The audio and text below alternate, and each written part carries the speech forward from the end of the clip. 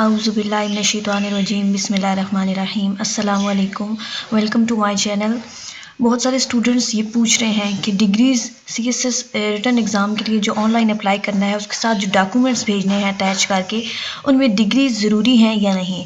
तो आपको बता दें कि जो मैट्रिक और एफएससी की डिग्री है वो ज़रूरी है, क्योंकि जब आप ऑनलाइन फॉर्म फिल कर लेते हैं तो उसके बाद जो 7 पेज का फॉर्म आपके पास आता है उसमें चेक लिस्ट को अगर आप पढ़ें तो वहाँ पर लिखा है रीसेंट 4 फोटोग्राफ्स। 4 आपकी फ़ोटोग्राफ्स होनी चाहिए जिनको बैक साइड से आपने अटेस्ट करवाना है और उसके ऊपर अपना फादर नेम मेंशन होना चाहिए।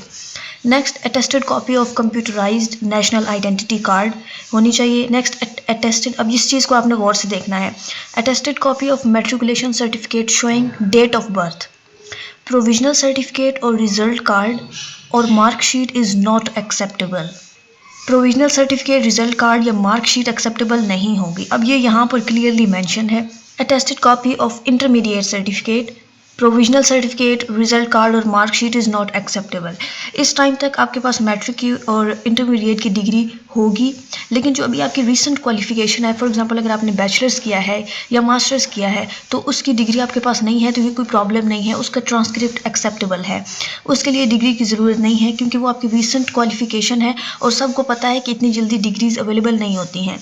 लेकिन मैट्रिक की और एफएससी की आपके पास होनी चाहिए। Attested copies of degrees, then attested copy of self domicile certificate आपने अटैच करना है।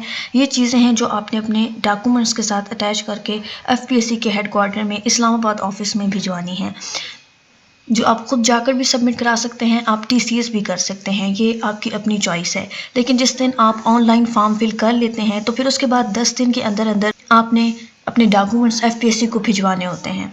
That's all for today's video. Best of luck for your examination. अल्लाह हाफिज़।